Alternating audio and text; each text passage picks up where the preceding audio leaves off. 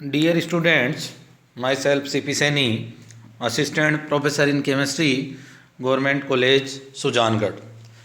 हम BSc part first में alkyl halide के बारे में स्टडी कर रहे थे, जिसमें हमने मोनो हैलोजन डेरिवेटिव के बारे में अध्ययन किया है। आज हम पॉली हैलोजन यौगिक या पॉली हैलोजन कंपाउंड्स के बारे में चर्चा करेंगे। पॉली हैलोजन कंपाउंड्स में हमारे सिलेबस में डाई, ट्राई और टेट्रा मेंशन है, जिनके बारे में आज हम अध्ययन करेंगे। तो सबसे पहले तो देखें पॉली हैलोजन कंपाउंड क्या होंगे। तो जब किसी कार्बनिक यौगिक में एक से अधिक हैलोजन परमाणु हो, हैलोजन परमाणु एक वाले को तो क्या नाम दिया हमने, मोनो हैलोजन यौगिक। आज हम अध्ययन कर रहे हैं एक से ज़्यादा वाले, तो एक से ज़्यादा इनको कॉमन कर दिया पहले, फिर इनको हम संख्या के आधार पर अलग अलग करेंगे। तो जब किसी कार्बनिक यौगिक में एक से अधिक हैलोजन परमाणु हों तो उन्हें पॉली हैलोजन यौगिक कहते हैं। अब एक से ज़्यादा कितने हो सकते हैं, 2, 3, 4। तो हैलोजन परमाणुओं की संख्या के आधार पर फिर पॉली हैलोजन कंपाउंड्स को डाई हैलोजन व्युत्पन्न, ट्राई हैलोजन व्युत्पन्न और टेट्रा हैलोजन व्युत्पन्न में विभक्त करते हैं या क्लासिफाइड करते हैं। तो पहले तो हमने इनको क्या नाम देते हैं, एक से ज़्यादा वाले को पॉली, और फिर पॉली में भी संख्या के आधार पर कि यदि संख्या 2 है तो डाई हैलोजन, 3 है तो ट्राई हैलोजन व्युत्पन्न और 4 हैं तो टेट्रा हैलोजन व्युत्पन्न कहते हैं। तो सबसे फर्स्ट स्टडी कर रहे हैं डाई हैलो एल्केन। एल्केन के कंपाउंड्स हम इसमें स्टडी करेंगे। तो आज देख रहे हैं डाई हैलो एल्केन। डाई जैसा कि नाम से ही है, डाई का मतलब होगा 2 और हैलो का मतलब हैलोजन। तो ऐसे एल्केन जिनमें 2 हैलोजन परमाणु हैं, और 2 हैलोजन कैसे आएंगे कि 2 हाइड्रोजन परमाणुओं को 2 हैलोजन द्वारा प्रतिस्थापित करने पर जो यौगिक बनेंगे उन्हें हम डाई हैलो एल्केन कहते हैं। तो देखो परिभाषा होगी कि एल्केन अणु से 2 हाइड्रोजन परमाणुओं को 2 हैलोजन परमाणुओं द्वारा प्रतिस्थापन करने पर बने यौगिक डाई हैलो एल्केन कहलाते हैं। अब डाई हैलो एल्केन में 2 हैलोजन परमाणु अलग अलग तरीके से स्थित हो सकते हैं, अर्थात उनकी पोजीशन अलग अलग हो सकती है। तो उन पोजीशन के आधार पर डाई हैलो एल्केन्स को हम अन्य भागों में विभक्त करते हैं। तो हैलोजन परमाणुओं की सापेक्ष स्थिति के आधार पर ये निम्न प्रकार के हो सकते हैं। तो देखो डाई हैलोजन यौगिक हैलोजन परमाणुओं की स्थिति के आधार पर किस तरह से इनको विभक्त किया है, 4 भागों में इनको विभक्त करते हैं। तो सबसे फर्स्ट है जेम डाई हैलाइड या 1,1 डाई हैलो एल्केन। जेम या 1,1, देखो 1,1 का मतलब दोनों हैलोजन एक ही कार्बन पर हों। तो जब दोनों हैलोजन परमाणु एक ही कार्बन पर जुड़े रहते हैं वे जेम डाई हैलाइड कहलाते हैं। फॉर एग्जाम्पल, जैसे एग्जाम्पल लिखा हमने CH2X2, CH3CHCl2, यह तो एक कॉमन एग्जाम्पल लिख दिया। CH2X2 अर्थात दोनों हैलोजन एक ही कार्बन पर है। तो एक कार्बन पर देखो इस तरह से हो सकते हैं CH3CHCl2, इसका नाम होगा एथिलीडीन क्लोराइड या 1,1 डाई क्लोरो एथेन। दूसरा एग्जाम्पल हम देखिए CH3CH2 एंड CHCl2, ये क्या हो गया, 1,1 डाई क्लोरो प्रोपेन। तो ये भी कौन सा डाई हैलाइड है, जेम डाई हैलाइड। देखो इस तरह के एग्जाम्पल तो पढ़ते हैं हम, बट जरूरी नहीं है कि दोनों हैलोजन एक ही सिरे वाले कार्बन पे हों, कहीं भी हो सकते हैं, बट दोनों एक कार्बन पर हों। जैसे इस तरह से एग्जाम्पल हो CH3CCl और Cl और ये CH3, तो ये भी किसका एग्जाम्पल होगा, जेम डाई हैलाइड का। देखो दोनों Cl 1,1 पर न होकर कहाँ है, इसमें 2,2 पर हैं, बट ये दोनों कहाँ एक ही कार्बन पर हैं, तो इसका नाम हो जाएगा 2,2 डाई क्लोरो प्रोपेन, और ये भी क्या होगा, जेम डाई हैलाइड। क्या देखना हमें कि दोनों हैलोजन एक ही कार्बन पर स्थित हों, उन्हें जेम डाई हैलाइड कहते हैं।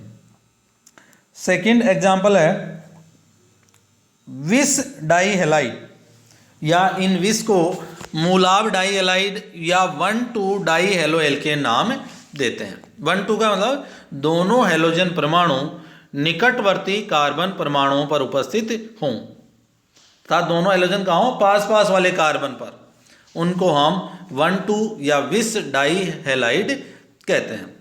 जब दोनों हेलोजन परमाणु निकटवर्ती कार्बन परमाणुओं पर उपस्थित हों, विस डाई हैलाइड कहलाते हैं। जैसे इसका एग्जाम्पल लिखें तो ये एग्जाम्पल हो सकता है X CH2 और X। देखो दोनों निकटवर्ती कार्बन है, एक को 1 देंगे तो दूसरा क्या हो जाएगा 2, तो ये होंगे 1,2 डाई हेलो एल्केन। इसका एक एग्जाम्पल लिखें स्पेशली, तो CH2 से दोनों तरफ क्या जोड़ दिया Cl, तो इसका नाम होगा एथिलीन क्लोराइड या 1,2 डाई क्लोरो एथेन। थर्ड इसका टाइप है अल्फा ओमेगा डाई हैलाइड कि 2 से अधिक कार्बन परमाणु। देखो इसके लिए क्या कंडीशन है कि ऐसे एल्केन जिनमें कार्बन 2 से अधिक हों, तो 2 से अधिक कार्बन परमाणु वाले हेलोजन जिसमें दोनों हेलोजन श्रृंखला के सिरे पर उपस्थित हों, अर्थात जो श्रृंखला के सिरे हैं दोनों के ऊपर हेलोजन उपस्थित हों, उन्हें अल्फा ओमेगा डाई हैलाइड कहते हैं। फॉर एग्जाम्पल ये लिया, देखो CH2 इसके दोनों सिरों पर क्या जोड़ दिया Cl, तो इसका नाम होगा 1,3 डाई क्लोरो प्रोपेन। क्यों? क्योंकि 2 से अधिक क्यों जरूरी है? मान लीजिए 2 कार्बन हो, दोनों सिरे पर हैं, तो वो क्या हो गया 1,2, क्योंकि पहला क्लासिफिकेशन हमने क्या किया 1,2। ये बहुत बार कंफ्यूजिंग करता है, कॉम्पिटेटिव एग्जाम्स में पूछ लेते हैं कि निम्न में से कौन सा अल्फा ओमेगा डाई हैलाइड यौगिक है, जिसमें CH2Cl का एग्जाम्पल भी दिया जाता है, बट वो किस में कंसीडर करना उसको 1,2 में, तो ये हो जाएगा alpha omega die halide. Fourth है अन्य डाई हैलाइड, मतलब इन तीनों से भिन्न हो। तीनों से कौन से जेम, विस और अल्फा ओमेगा, उनको हम क्या नाम देंगे अन्य डाई हैलाइड। जैसे मान लीजिए 3 से अधिक कार्बन की चेन है और हेलोजन 1,3 पर आ गए, तो वो कौन सा हो जाएंगे? अब 1,3 का तो हमने क्लासिफिकेशन किया ही नहीं है, तो वो कौन से डाई हैलाइड होंगे? अन्य डाई हैलाइड में उनको कंसीडर करना। तो दोनों हेलोजन परमाणु उपरोक्त स्थितियों से भिन्न स्थितियों पर हों या दोनों हेलोजन के मध्य कोई संबंध नहीं हो, अन्य डाई हैलाइड कहलाते हैं। इसका एग्जाम्पल है, देखो Cl CH2 और CH3 और ये Cl, तो 1 और 3 पर है, तो इसका नाम हो गया 1,3 डाई क्लोरो ब्यूटेन। तो ये किस में आ जाएगा? अन्य डाई हैलाइड में। इस तरह से डाई हेलो एल्केन हेलोजन परमाणु की रिलेटिव पोजीशन के आधार पर 4 प्रकार के होते हैं। अब हमारे सिलेबस में हम 2 के बारे में अध्ययन करेंगे, एक तो जेम डाई हैलाइड और विस डाई हैलाइड के बारे में डिटेल से स्टडी करेंगे। तो अब स्टार्ट कर रहे हैं हम जेम डाई हैलाइड। तो इसकी डेफिनेशन हमने लिख दी। जेम क्या होगा कि जब दोनों हेलोजन परमाणु एक ही कार्बन पर स्थित हों। तो अब इसकी बनाने की विधियां कि इनको किस तरह से हम बना सकते हैं। तो फर्स्ट इसका मेथड है कि कार्बोनिल यौगिकों की अभिक्रिया फास्फोरस प्लस हेलोजन या PX5, और PX5 में देखो हमने स्पेशली क्या ले लिया है PCl5। तो कार्बोनिल यौगिकों की अभिक्रिया फास्फोरस हैलाइडों के साथ करवाने पर जेम डाई हैलाइड बनते हैं। देखो इसकी अभिक्रिया लिखी हमने, एसीटोन लिया CH3COCH3 react with PCl5 to give CH3CCl2 और CH3। देखो दोनों क्लोरीन है वो 2 नंबर वाले कार्बन पर जुड़ गए हैं, तो ये क्या बन जाता है जेम डाई हैलाइड। और जेम डाई हैलाइड में भी कौन सा? जेम डाई क्लोराइड प्रोडक्ट का फॉर्मेशन होता है। सेकेंड मेथड है एल्काइन। एल्काइन हेलोजन अम्लों के साथ क्रिया करके डाई हैलाइड बनाती है। एल्केन की अभिक्रिया हेलोजन अम्ल HX में HCl ले सकते हैं या HBr ले सकते हैं।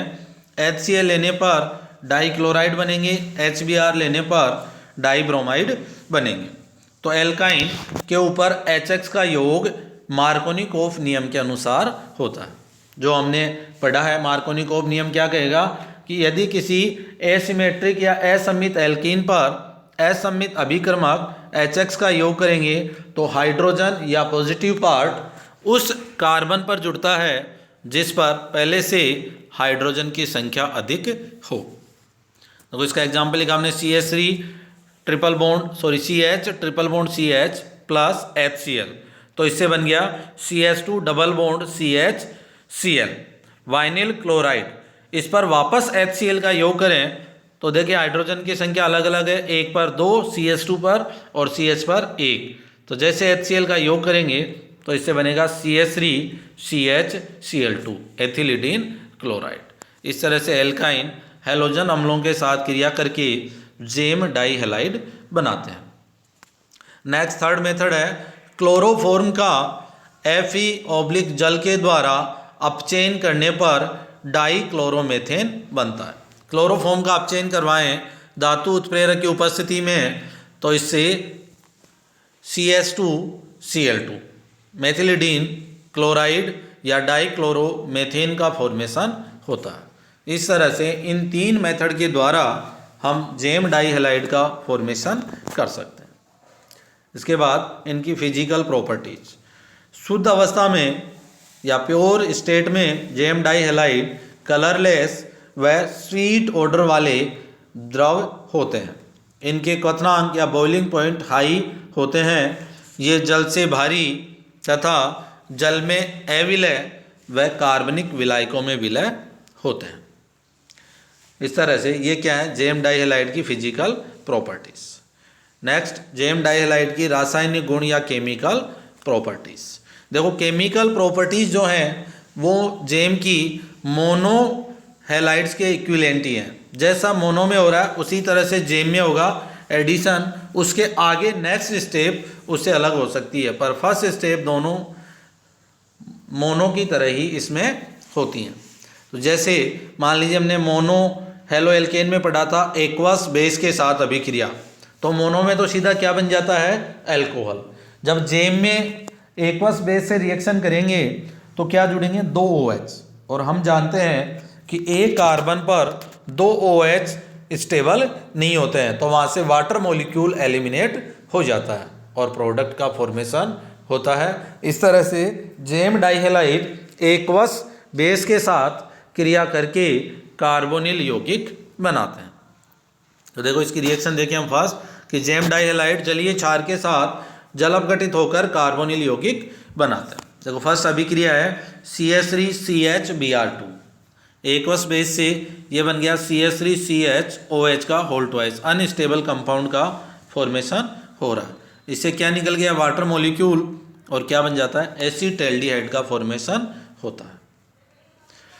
सेकेंड एग्जाम्पल कि CH3CClCl और CH3 जब एक ही कार्बन पर 2 Cl हैं, इसकी रिएक्शन एक्वस बेस से, तो देखो दोनों Cl की जगह क्या जुड़ गए 2 OH, फिर यहाँ से क्या निकल जाएगा वाटर मॉलिक्यूल और ये बन गया एसीटोन।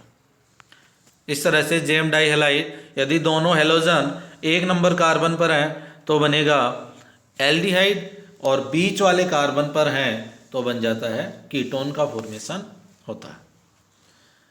सेकेंड रिएक्शन की gem di halide alcoholic base के साथ क्रिया करके पहले तो क्या बनाएंगे वाइनिल हैलाइड व्युत्पन्न बनाते हैं जो सोडामाइड के साथ क्रिया करके एल्काइन बनाते हैं। Mono halo alkane alcoholic base के साथ क्रिया करके क्या बनाते हैं एल्कीन। अब जेम में क्या है 2 हेलोजन है तो ये क्या बनाते हैं एल्काइन का फॉर्मेशन करते हैं। फर्स्ट स्टेप में बनेगा वाइनिल हैलाइड और सेकेंड स्टेप में सोडामाइड के साथ एल्काइन का फॉर्मेशन हो जाता है। देखो रिएक्शन है CH3CH2CH Cl2 एल्कोहलिक बेस से रिएक्ट करके CH3CH double bond CH Br, vinyl क्या बना रहा है ब्रोमाइड, ये सोडामाइड के साथ क्रिया करके प्रोपाइन का फॉर्मेशन करती है। थर्ड रिएक्शन है जेम डाई हैलाइड KCN के साथ क्रिया करके डाईसाइनाइड बनाते हैं, अर्थात दोनों हेलोजन के साथ क्या जुड़ जाते हैं CN, जो जल अपघटित होकर एल्केनोइक एसिड बनाते हैं। जेम डाई हैलाइड की अभिक्रिया KCN से करवाएंगे तो देखो दोनों Cl के साथ क्या जुड़ गए CN, फिर हाइड्रोलाइसिस करेंगे तो CN किस में हाइड्रोलाइज होगा कार्बोक्सिलिक ग्रुप में।